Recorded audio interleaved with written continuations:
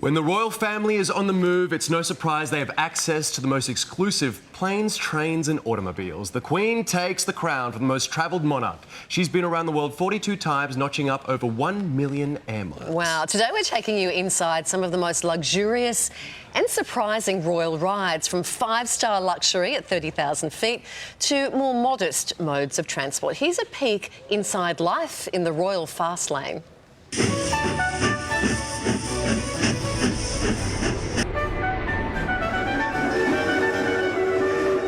Whether it's jetting overseas on official business or holidaying in far-flung and, of course, secluded destinations, when you're a globe-trotting royal, getting around is serious business and it can cost a king's ransom. In 2019, UK taxpayers coughed up just over $8 million for royal travel expenses. So how do members of the monarchy get from A to B?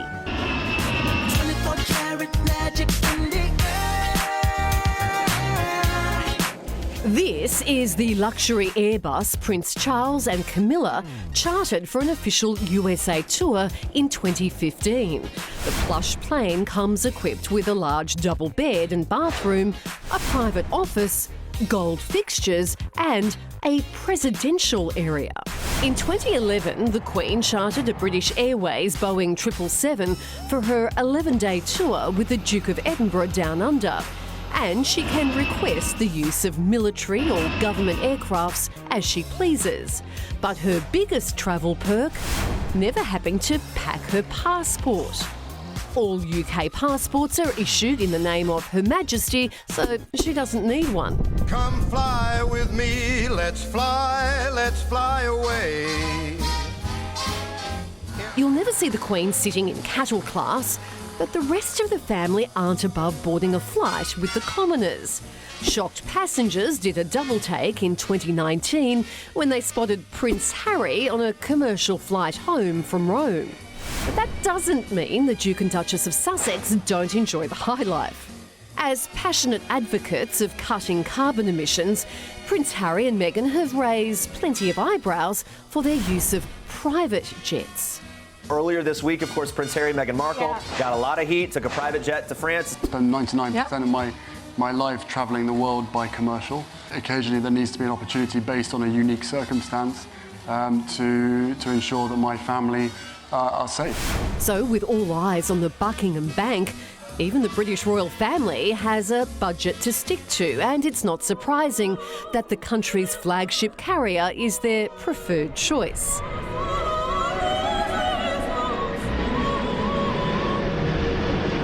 The Duchess of Cambridge has a special connection with the airline.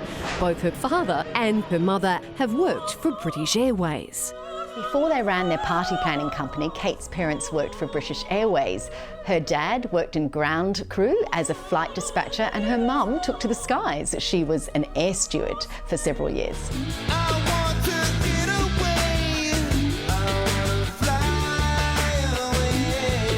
But when the royals do fly, they do it in style, with monogrammed luggage, of course.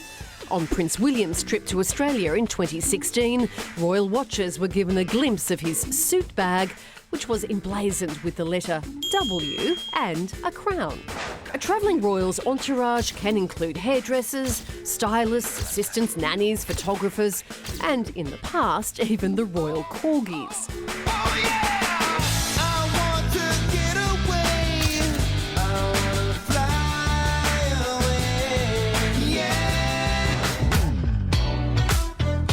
And for most of us, comfort is key on a long-haul flight, but you won't see Kate arriving in activewear.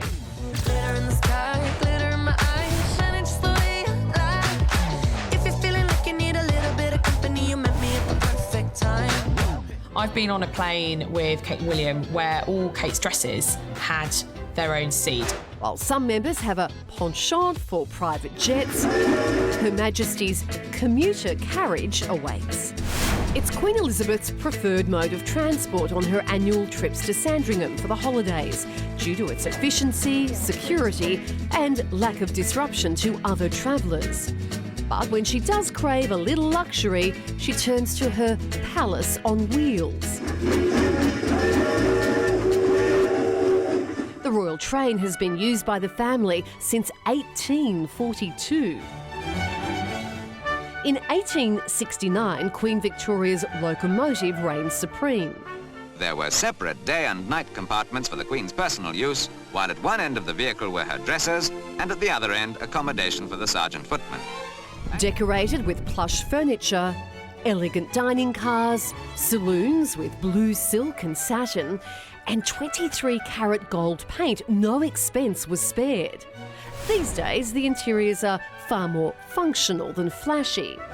The Queen's Lounge, a kitchen and dining carriage, Prince Charles' study, and staff quarters make up some of the 9 carriages. Seats are usually reserved for senior royals, but Meghan Markle received a rare invitation to join the Queen on a royal engagement in 2018. And it was all aboard for Prince William and Kate when Her Majesty gave them permission to embark on a tour across the UK to thank frontline workers during the pandemic.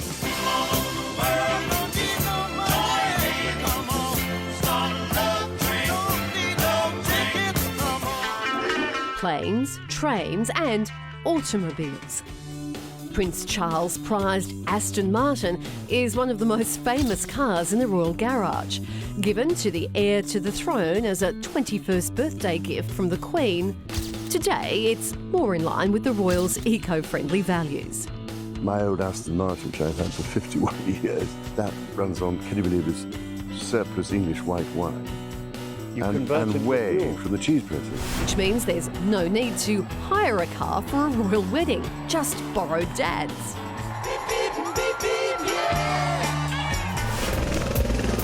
And when you need to get to your destination in haste, the royal helicopter is just a phone call away. And I think it's gonna be a long, long time till touchdown brings me round again to find I'm not the man they think I am. Wow. Okay, wow. I'm just wondering how many toasters and blenders I need to buy in order to rack up the points to go travel by the royal jet. Yeah, Uber seems easier, right? It does. Yeah. Well, yeah, I have a friend who can probably give me a lift in his van, but yeah, sure.